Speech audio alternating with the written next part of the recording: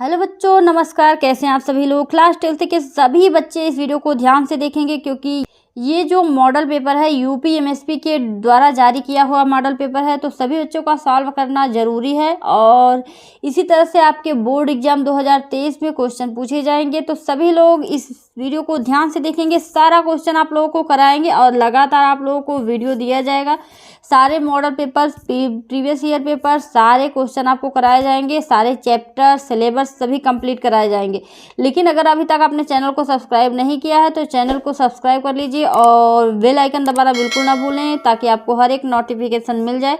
चलिए वीडियो को शुरू करते हैं। सबसे पहले देखिए, ये सामान्य हिंदी का पेपर है। 100 नंबर के जो है क्वेश्चन पूछे जाएंगे और समय 3 घंटे 15 मिनट का होगा। ठीक है, ये आपके 2023 में भी यही नियम है। ठीक है, ये 2023 का ही पेपर है। ठीक है, जो यूपी एमएसपी के द्वारा जारी किया हुआ है।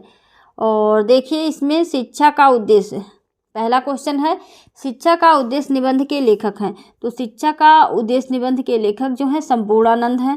लल्लू लाल की रचना है, तो लल्लू लाल की रचना कौन सी है? तो लल्लू लाल की रचना जो है प्रेम सागर है।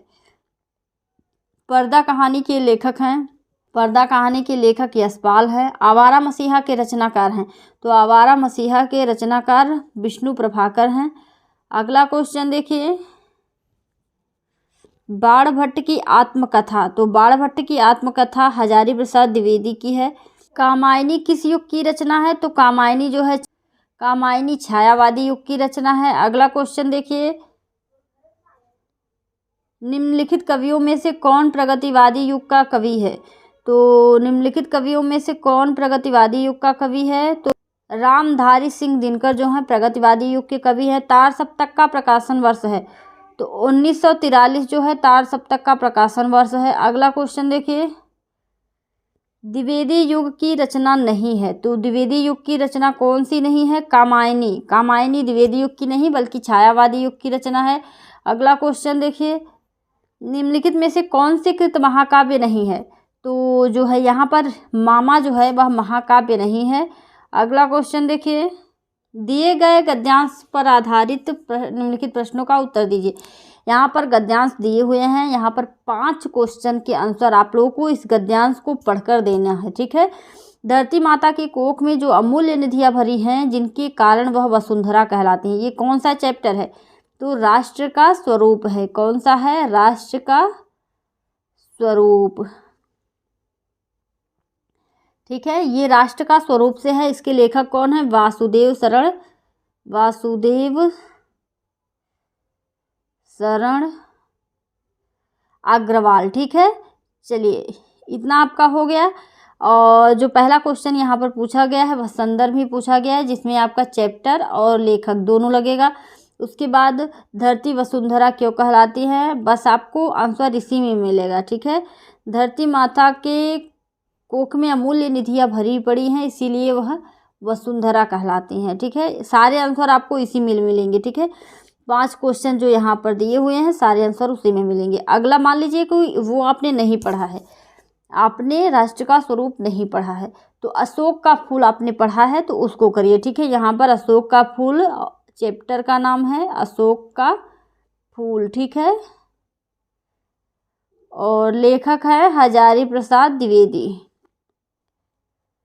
ठीक है, हजारी प्रसाद द्विवेदी। चलिए, इसमें भी 5 क्वेश्चन हैं यहाँ पर, देखिए आपको करने हैं। ठीक है, सारे इसी में आंसर मिलेंगे, आप लोग कुछ कोशिश करिए। चौथा क्वेश्चन तो जो है, दिए गए पद्यांश पर आधारित निम्नलिखित प्रश्नों के उत्तर दीजिए। यहाँ पर भी 2-2 नंबर आपको हर एक प्रश्न के लिए मिलेगा। 5 प्रश्न यहाँ पर पूछे जाएंगे और इसको पढ़ने के बाद आपको आंसर देना है। ठीक है, दुर्बलता का ही चिन्ह विशेष शपथ है, पर अबला जन के लिए कौन सा पथ है? यदि मैं उकसाई गई भरत से होऊं। अगर आप लोगों ने थोड़ा सा भी पढ़ा हुआ है तो ऑटोमेटिक समझ जाएंगे कि कौन से चैप्टर से है। ये आपका कैकेयी के अनुताप से है। ठीक है, कैकेयी के अनुताप, कैकेयी का अनुताप पाठ का नाम है और लेखक का नाम है मैथिली शरण गुप्त। ठीक है, मैथिली शरण गुप्त। तो इसको आप लोग संदर्भ जब पूछा जाएगा तो आप लोगों को लिखना है। ठीक है, यहाँ देखिए उपर्युक्त पद्यांश का संदर्भ लिखिए। तो संदर्भ में आपको लेखक का नाम और पाठ का नाम लिखना है। उसके बाद रेखांकित अंश की व्याख्या कीजिए। जैसे यहाँ यहाँ यहाँ जहाँ जहाँ रेखा खींची हुई होगी उतने का आपको व्याख्या करना है। उसके बाद पहाड़ सा पाप मौन रह जाऊं, राई भर भी अनुताप न करने पाऊं, पंक्तियों में कौन सा अलंकार है। ठीक है, तो आपको इसमें लिखना है। तो यहाँ देखिए प की आवृत्ति बार बार हुई है, यानी कि अनुप्रास अलंकार है। ठीक है, अनुप्रास अलंकार है। उसके बाद पद्यांश का भाव स्पष्ट कीजिए, भाषा की विशेषताएं बताइए। तो इसी तरह से आपको इसका आंसर देना है। अथवा करके भी दिया हुआ है। लज्जाशीला पथिक महिला जो कहीं दृष्टि आए, होने देना विकृत वसना न सुंदरी को। ये आपका कहाँ से है? तो ये जो है पवन दूतिका से है। पवन दूतिका, इसके लेखक कौन हैं? तो पवन दूतिका के जो लेखक हैं,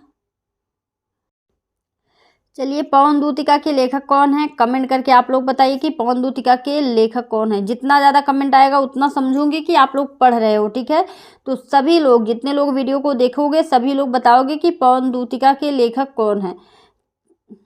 जितने लोग वीडियो को देख रहे हो सभी लोग बताओगे कि पवन दूतिका के कवि कौन है, यानी कि पवन दूतिका को लिखने वाले कौन है। चलिए अगला क्वेश्चन देखते हैं।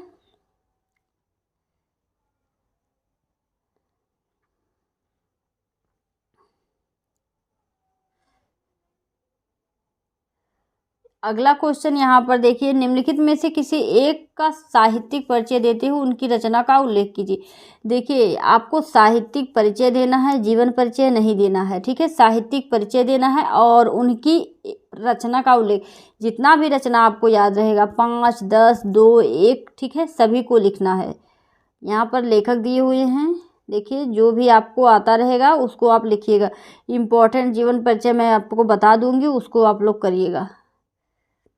और उसी तरह से यहाँ पर कवि का दिया हुआ है। ठीक है, किसी का भी आप याद कर लेना। इम्पोर्टेंट कवियों का जीवन परिचय भी मैं आपको बता दूंगी। साहित्यिक परिचय, आप लोगों को साहित्यिक परिचय देना है। और देखिए शब्द सीमा पहले ही बांट दिया जाता है।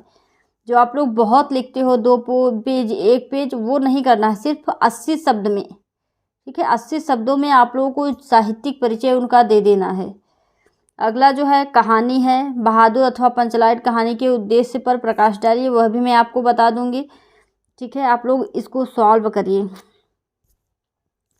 खंड काव्य के आधार पर किसी एक खंड के एक प्रश्न का उत्तर दीजिए। ठीक है, तो यहाँ पर कई सारे खंड काव्य हैं जो आपके कॉलेज में हो, उसको आपको करना है। ठीक है, जो कॉलेज में आपके चलता हो। और यहाँ पर देखिए ये करना है, अथवा करके दिया है, उसको नहीं करना है। ठीक है,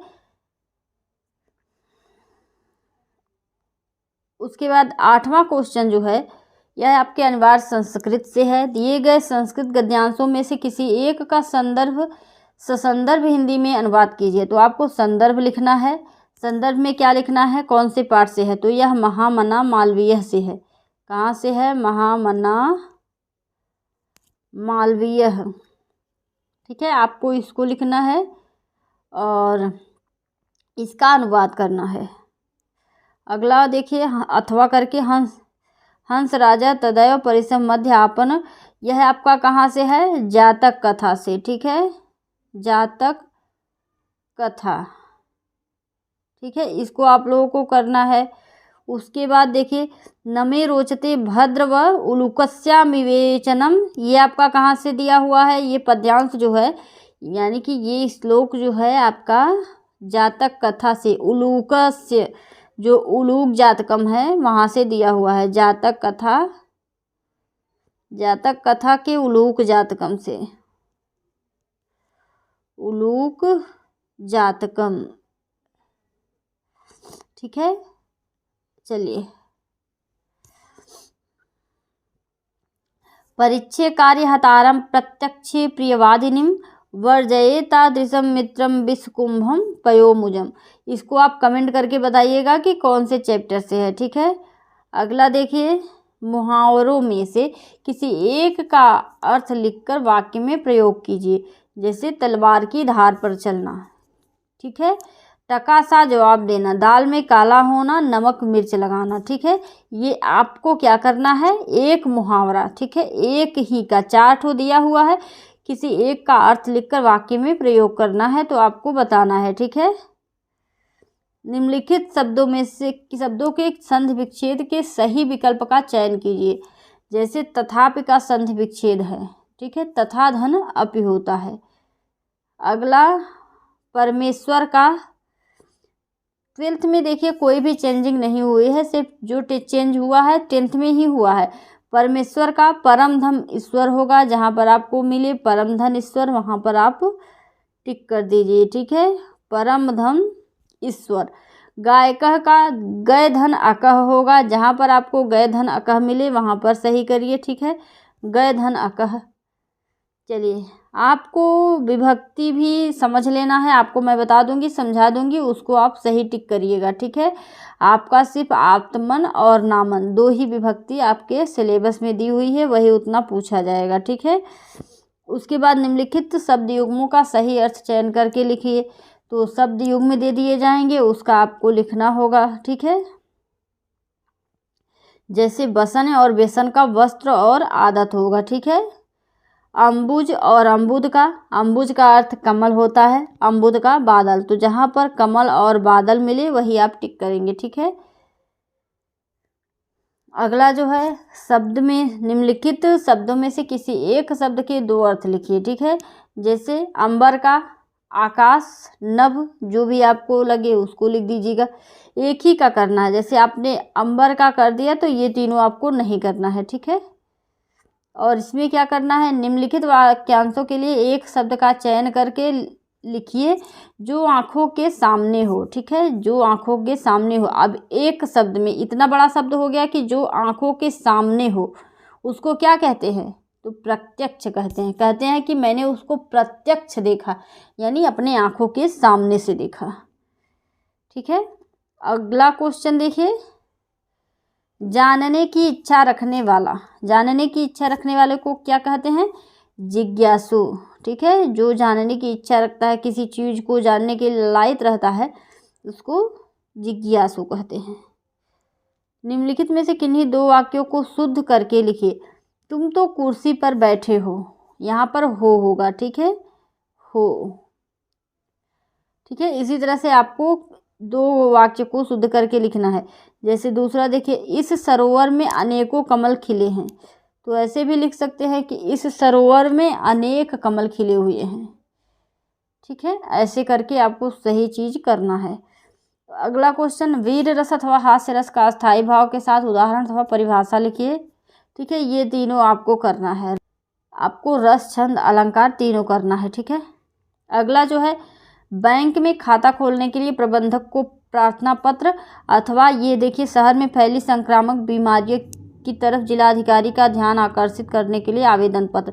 तो मैं आपको बता दूंगी, जो इम्पोर्टेंट पत्र होते हैं मैं आप लोगों को बता दूंगी, उसको आप लोगों को करना है। ठीक है, सारी चीज़ें आप लोगों को अच्छे से करनी है।